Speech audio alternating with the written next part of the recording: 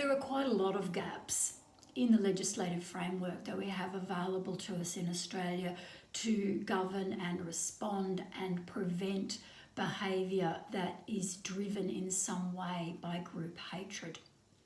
Probably the first gap is that we don't have a very clear or consistent definition of hate crime or hate speech.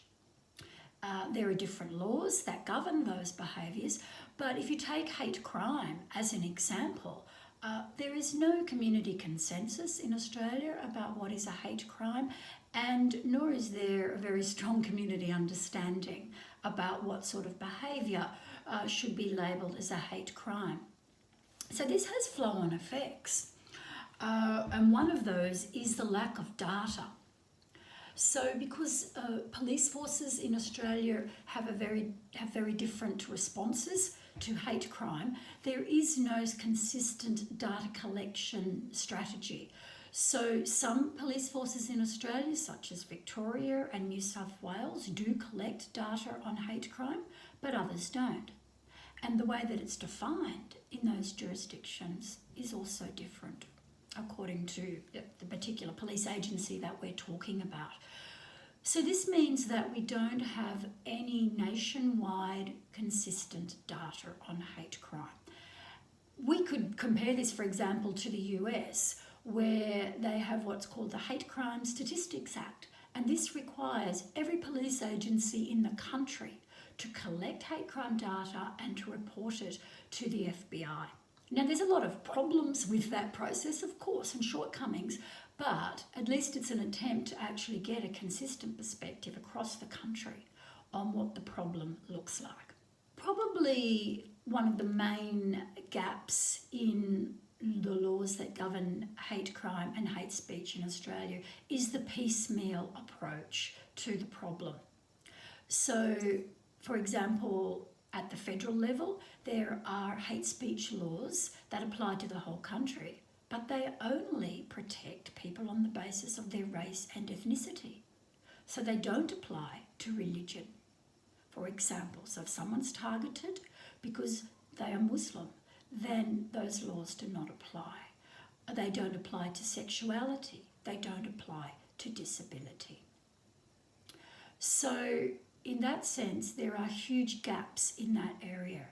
And the same problem arises when we come to hate speech laws that operate at the state and territory level. They apply to different categories according to the different jurisdictions. The only category that's protected right across Australia in every law, whether it's criminal or civil, is race. So what that means is that you have different types of protections for different problems and different groups who are targeted by the hatred of others. And that, I think, sends the wrong message. It suggests that some forms of prejudice and hatred are taken more seriously than others, and it leaves communities feeling underprotected.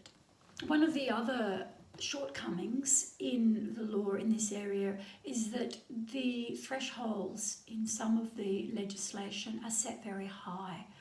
And so what I mean by that is when we're talking about hate crime or hate speech law, we often talk about a harm threshold.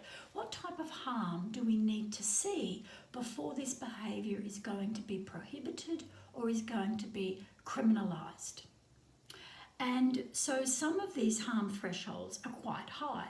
So to take the example of Victoria again, there the civil laws prohibit behaviour, public behaviour, that incites hatred, serious contempt, severe ridicule, or revulsion.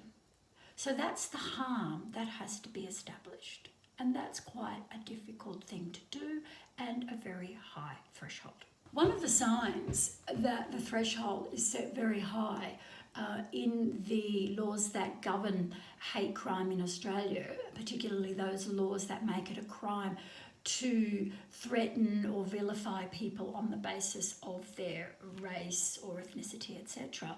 One of the signs that those laws set a high threshold is the fact that there have been very few prosecutions and very few successful prosecutions. And obviously, we know that there is a problem of hate crime. There is very clear evidence of that in Australia now. So the fact that we're seeing fewer prosecutions suggests that, firstly, people are not confident to bring complaints, but it also suggests that when complaints are being brought, that the harm threshold is too high for convictions to actually be achieved.